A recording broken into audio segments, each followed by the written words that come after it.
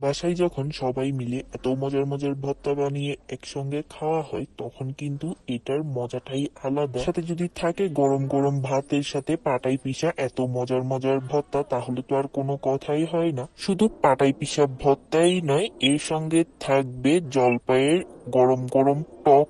এই রেসিপিগুলো কিন্তু সবগুলো আমার চ্যানেলে পেয়ে যাবেন।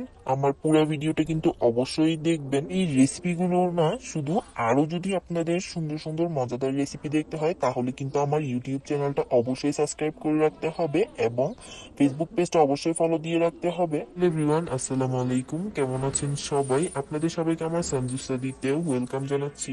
এখানে হচ্ছে আমি ভর্তা বানানোর জন্য প্রথমে মিষ্টি কুমড়ার বাগলা নিয়ে নিলাম আর এগুলোকে সিদ্ধ করাতে বসিয়ে দিলাম। এখানে হচ্ছে চাপা শুটকি নিয়ে নিলাম, এটা কিন্তু চাপা শুটকির ভর্তা হবে। তো এটা অনেক বেশি মজা লাগবে খেতে। এখানে আমি শুটকিগুলোকে ভালোভাবে একটু করে জাল দিয়ে নিচ্ছি, মানে হচ্ছে তেলে নিচ্ছি শুটকিগুলোকে। এই তো আমার এখানে মিষ্টি কুমড়ার বাকলাগুলো কিন্তু সিদ্ধ হয়ে গিয়েছে। মতো পানি দিয়ে আমি কিন্তু মিষ্টি কুমড়ার বাকলাগুলোকে সিদ্ধ করার জন্য বসিয়ে দিয়েছিলাম, একেবারে পানিটাকে শুকিয়ে নিয়েছি। এখানে কিন্তু শুটকিটা অনেকটা টালা হয়ে গিয়েছে। এখন এখানে আমি দিয়ে দিলাম রসুন। রসুনটাকে একটুখানি কুচি করে দিয়েছি। আর আজকে আমি ভর্তাটা শুকনো মরিচ দিয়ে বানাবো, তাই এখানে শুকনো মরিচ গুলো দিয়ে দিলাম। এগুলো এখানে হতে থাক। এর মাঝে আমরা একটুখানি ভর্তা বানিয়ে খাচ্ছিলাম সবাই মিলে। এখানে ছিল আমলকি, জলপাই, আমড়া, এগুলো দিয়ে এখন আমরা মজা করে এটাকে ভর্তা বানিয়েছিলাম। ও এখানে আরেকটা জিনিস ছিল, সেটা হচ্ছে চালতা।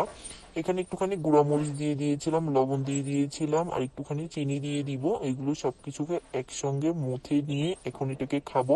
আপনারা কিন্তু এই ভর্তাটা একবার হলেও বাসায় ট্রাই করবেন, এটা কিন্তু খেতে অনেক বেশি মজা লাগে। সঙ্গে কথা বলতে বলতে ভর্তাটা খেতে খেতে কিন্তু এখানে আমার সবকিছু টালা শেষ হয়ে গিয়েছে। এখন হচ্ছে এগুলোকে পাটায় পিষার পালা। এখানে প্রথমেই মরিচ আর রসুনটাকে আমি পাটার মধ্যে সুন্দর করে পিষে নিব। পাটাতেই কিন্তু ভালোভাবে এটা মিহি হয়ে যেতে হবে, কারণ এটা আমার রুলস। আমি কিন্তু একবারটাতেই এই ধরনের মিহি করে ফেলি সবকিছু। তাই যদি এটা মিহি না হয় তাহলে কেমন যেন আমার কাছে ব্যাপারটা তেমন একটা জমে না। সো এখানে আমি একবারটাতেই সবকিছু একেবারে মিহি করে একেবারে বেটে নিয়েছি।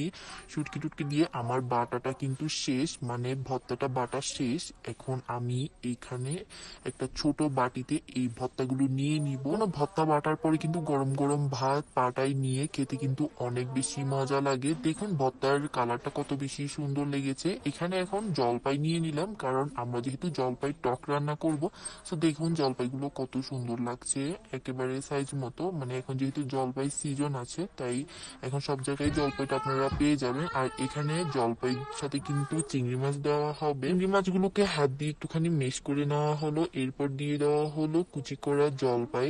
এখন সব ধরনের মশলা এখানে দিয়ে দেওয়া হবে। আপনারা কিন্তু অবশ্যই ভিডিওটা দেখুন এখানে কি কি দেওয়া হয়। এখানে প্রথমে দিয়ে দিলাম হচ্ছে রসুন বাটা, এরপর দিয়ে দেবো হচ্ছে পেঁয়াজ কুচি। পেঁয়াজ কুচি গুলোকে হাত দিয়ে একটুখানি মেশ করে নিচ্ছিলাম, মানে মুথে নিচ্ছিলাম। পেঁয়াজ গুলোকে হাত দিয়ে ভালোভাবে মুথে নেওয়ার কাজটা তো শেষ। এখন দিয়ে দিব হচ্ছে হলুদের গুঁড়ো, দিয়ে দিব মরিচের গুঁড়ো, তারপরে স্বাদ মতো লবণ এবং অল্প একটুখানি তেল। এরপর একসঙ্গে সবকিছুকে মিশিয়ে এখানে অ্যাড করে দিব পানি। পরিমাণ মতো পানি দিয়ে দিতে হবে, যেহেতু এটা একটু টক টক করে ঝোল রান্না হবে। যখন কোনো কিছুই খেতে ইচ্ছে করবে না তখন কিন্তু আমার মতো এই ধরনের চাপা শুটকির ঝাল ঝাল করে ভর্তা বানিয়ে ফেলতে পারেন এবং জলপাইয়ের টক বানিয়ে ফেলতে পারেন। এখন যেহেতু জলপাই সিজন, তো জলপাই সব জায়গায় পাওয়া যাবে। একটুখানি কয়েকটা চিংড়ি মাছ দিয়ে এভাবে মথে নিয়ে আপনারা কিন্তু বাসায় টক ইজিলি বানিয়ে ফেলতে পারেন। যাই হোক, সবকিছু মেশানোর কাজও শেষ, মাখামাখির কাজও শেষ, পানিও পরিমাণ মতো দিয়ে দেওয়া হয়েছে। এখন এটাকে চুলায় বসিয়ে জাল করে নিব।